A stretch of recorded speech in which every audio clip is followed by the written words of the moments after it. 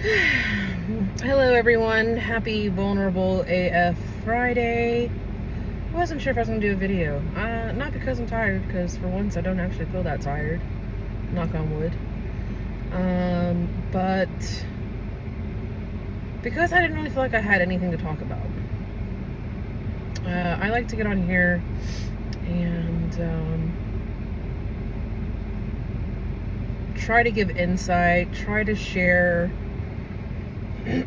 some kind of knowledge about making ground and healing and progressing forward and overcoming the past and my trauma and all that.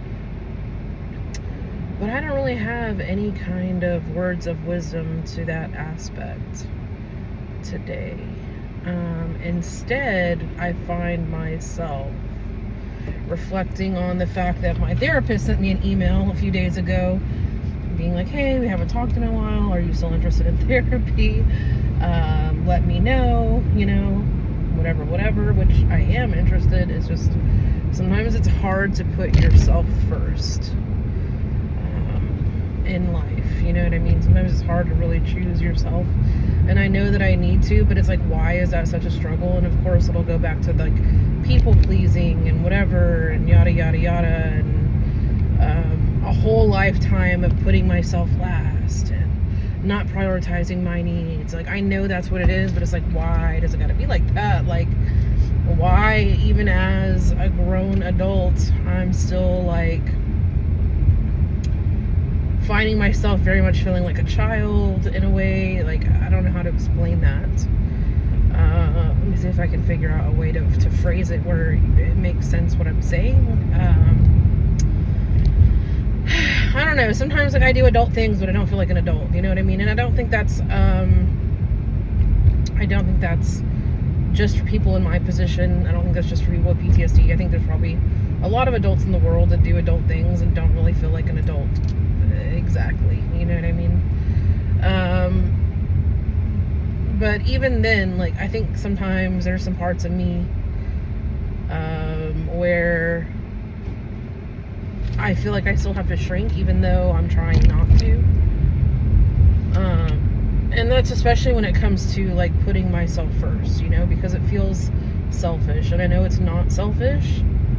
I know it's necessity, but it's still hard sometimes to rewire that programming. Like, sometimes it's just very difficult. And I think the only way to reprogram it is probably just going to be by doing. You know what I mean? Like, I can do the mental work all day, but until I take the action that's aligned with the mental work, like, is it really, it's just thought. It's just static, right? Unless you take movement, it's just static. So yeah, I just kind of wanted to hop on and just be real about that. Like, sometimes it's a financial situation. Sometimes it's I'm busy. Sometimes I'm tired. Sometimes things come up and I'm like, it's like too much or whatever, But I do think it was helping and I do want to get back into it. But it's like the holidays and it's just, I don't know that I'm going to be seeing her before the end of December. We'll see. We will see. And it sucks and it's unfortunate to some degree. Like, moments like this where I find myself sliding back into that, like, having resentment, the resentment that I have to fix this, resentment that it's costing me financially, resentment that it's costing me like my peace, so to speak, right? But I have to just kind of keep moving forward and do the best that I can do, because that's all that I can do. And sometimes, a lot of times, I guess, I've learned over time that as much as we want to control an outcome, we really don't get to. As much as we want to, we see our lives going a certain way, and it doesn't always pan out like that. And that's something that I picked up on earlier in my healing journey. Not so long ago but earlier, where it's kind of like, you're hurting your own feelings by having this expectation and this vision of what things are going to look like and be like, and then when the reality doesn't match that vision, your feelings get a little hurt, or you feel a little hurt, or you feel a little disappointed or let down. You know what I mean? And I've learned that when that happens, when you have a thought of what's going to happen, is to not basically put it in stone. You know, just kind of have an idea of an expectation and be open to whatever unfolds. Because I think sometimes too, when we try so hard to fit something into an expectation, we miss out on what's there and plain in front of us that maybe we were supposed to observe that we totally miss. And I feel like even though there are things in life that I have regret about, even though there are things that I'm like, oh, I wish I'd have done that differently, or I wonder how things would look if I had done that differently. You know, at the end of the day, like, I wouldn't be here, I wouldn't be who I am, right? Like, that's just the truth of most matters. Like, we are who we are because of our experiences, not just because of who we were born as. I think probably our experiences shape us far more than like who we actually are.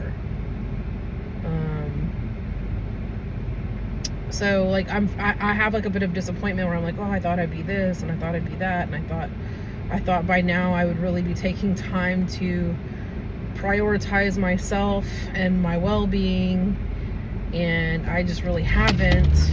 And I shouldn't say I haven't done it in the capacity that I thought I would do it. Let's put it like that, because it's not saying that I haven't improved or worked on my well-being or, you know, made any kind of self-care a priority would not be necessarily true. I just thought that I would be putting a lot more into myself than I have. And I don't know if there's a way for me to do it realistically. I'm sure there probably is, but it's just hard. You know, it's hard sometimes to try to be part of everyday society when your life has never been like every day. And I think that's most people. I think it's easy to look at people from the outside and think, oh, they have a charmed life, or oh, whatever, oh, you know, I wish that problem was my only problem, or the problem that I had instead of the problem I do have, you know. Like growing up especially, you know what I mean? When, you know, I had friends that didn't appreciate that they had good parents or whatever. But that doesn't mean that their parents were perfect and that their parents didn't make mistakes and whatever, and all that. But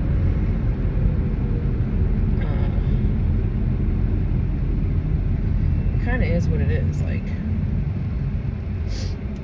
so I don't know. I don't even know if I'm going to share this video. I'm sitting here like, I don't know, feeling some kind of way. Like I feel like I'm just going to go on a ramble, and I don't know if it's ever even going to get to a point. And maybe that is the point, is to not necessarily always have a point. I feel like this is more of one of those conversations. It's more of a self-conversation, where I'm kind of like giving things to the ether, the whatever, you know what I mean? The universe, whatever, my subconscious, and I'm like, all right, I don't have the answers to this, and this is something I do a lot when I'm kind of fretting over something, or I'm having a hard time figuring out something, or whatever, you know what I mean? Like, where I just feel like I don't have the answers and I can't figure it out and I don't know what to do. I'll reach a point after I've like chewed the fat until there's nothing left. I'll just be like, I don't know what to do with this. I'll be like, subconscious, you handle it. Like, hey, subconscious, I know you're listening. I'm giving this up to you. You figure it out and get back with me. You know, in 7 to 10 business days. Like, get back with me. So,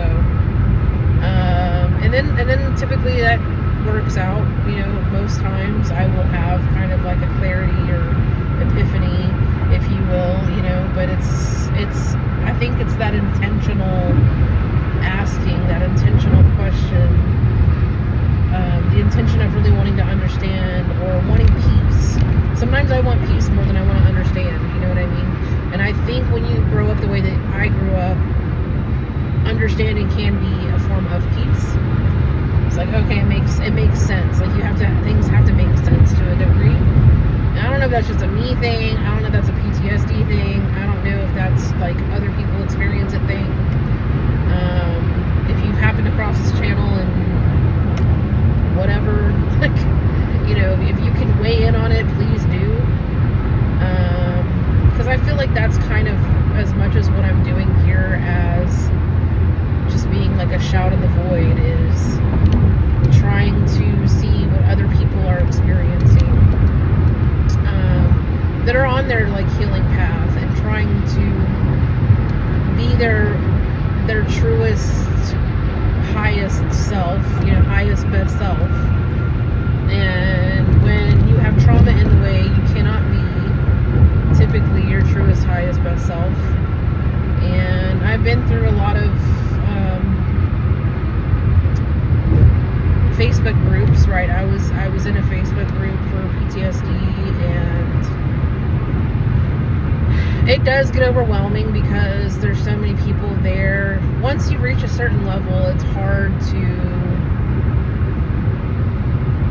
be present in that, because you recognize yourself in it. You recognize when you were the victim, and then you see all these people being victims, and it sucks because you know the struggle, but you also know that there's another side to the struggle, like that you can get through it to some degree, you know. And I don't even know why I started talking about this. I think it's just because I want to connect with people, but I don't want to connect with people that are victims, that are still victims, you know what I mean? And if you are still in a victim mentality, you probably don't realize it. But like, I just want to connect with people that are on the same path. I guess is kind of what I'm getting at here. And so that's part of why I do this too. And I mean, I don't have much else to add. I think this is probably going to be one of the shortest videos that I do. I'm kind of trying to run through my brain, like, is there anything important I should say? Is there anything additional? And I think there's really not, anything else for me to add. The bottom line is I'm showing up because I think it's important, and I want to connect with people that are also trying to do the work. And I'm not always going to be able to show up and have some kind of awe-inspiring, moving, you know, piece of advice or useful personal experiences. And today is just one of those days where I have more questions than I have more that I need than I can give at this point, if that makes sense. On today's episode, I don't have a lot to contribute that I've not already said. So yeah, I just kind of shrug. I don't know, you know, I'm just trying to figure out how do I put myself first and not neglect other relationships that are important to me at the same time, and can that be done, and where's that balance? And so that's what I'm working on, and maybe next week I'll have some aha epiphany. Maybe, we'll see how things unfold. I will say this, one thing that I want to leave on before I wrap this up is intuition. And I've had multiple intuitive experiences over the past week, like 3 of them, where like I had a thought of like, oh, maybe I'll go get breakfast with so-and-so, you know, like just having this information pop into my head, and kind of this feeling, but like not really taking it seriously, like not like, I don't know how to explain it. It's not like I was like, oh, I've decided I want to try to go have breakfast with somebody. It was like all of a sudden, like I knew that I was going to be having breakfast with somebody, even though nothing had been planned. And then I go down and, oh, you want to go get breakfast? Like, yeah, sure, you know what I mean? And there was, what was another instance? There was another instance that was like school related for a kiddo, and I'm like, yep, I saw that coming, I knew that kind of thing. And like, just, it's interesting how it works. And I think the more that I try to get in touch with that part of myself, the stronger it gets. It's like I'll have a feeling and then it happens. You know, like I have a feeling and then whatever. Like, snow globe, and it's like a little one with a glass dome, a little mini one. And she's tapping it on this granite. I'm like, you're gonna break it. It's not a good idea. And then to show me, because how dare I, she starts shaking it wildly, and it flings out of her hand, hits the ground, and breaks. And I'm just like, and some people would say that I manifested that by saying it was going to break, but, and maybe that's true. Maybe I could have worded it differently and been like, hey, this is really not a good idea. It's very fragile, and you should treat it with care. Maybe that's what I should have said instead. And maybe there would have been a different outcome. I don't know, but words have power too. Like, our words really do have power. And, I don't know. I'm just working on manifesting the life that I want and the life that I deserve, and a life where I can be happy with what I do and the choices I make. And some days it's none of those things. Some days it's like a day like today where I'm like, why am I not putting myself first? Why am I not prioritizing my needs and the things that I need to do or handle or whatever? You know what I mean? So I don't know. We'll see. It's like I know the answer, but it's like, how do you change the pattern in yourself? What do you do when recognizing it is not enough? You know what I mean? There you go, ether. There you go, universe. There you go, subconscious. What do I do when acknowledgement is not enough? What do I do when recognizing that there's something that needs to be fixed, and I try to come up with a solution, but I don't know? And like, I think I know the solution, and the solution is I need to make more money. In this day and age, it's like, I feel like every time I catch up and I finally can breathe, and I'm like, I got there, and I'm here, and whatever, life, like the outside world changes and says, oh no, bread costs $5 now, or that's not the truth of what's going on, but you know what I mean? It's like everything becomes more and more and more expensive.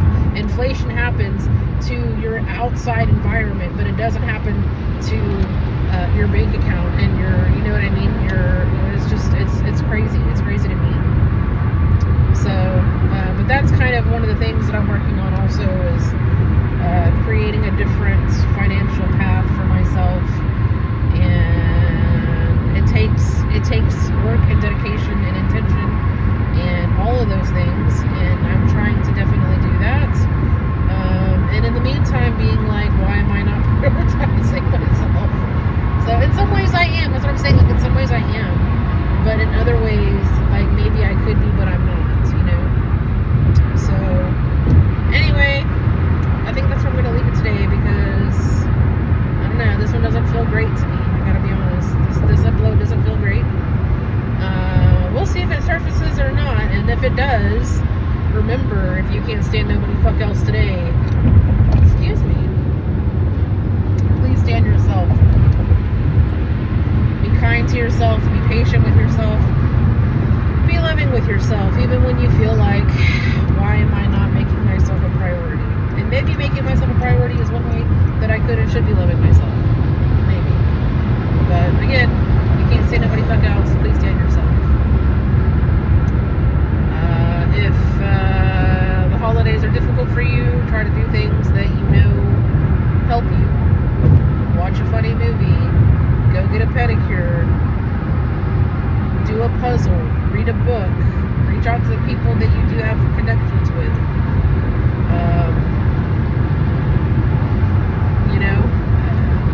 Sometimes people think that they're a burden and they don't want to say anything, but there's nothing that's more burdensome than finding out the truth too late. I'll tell you that. Okay? Nothing's more burdensome in a relationship than finding out the truth too late. So, why did it suddenly get so dark and foggy? Oh my gosh. Like, it's all fine back here, and it's like all of a sudden just, if I could flip it, I would, but I don't know. I don't know if I can. So anyway, take care, and love the ones you're with.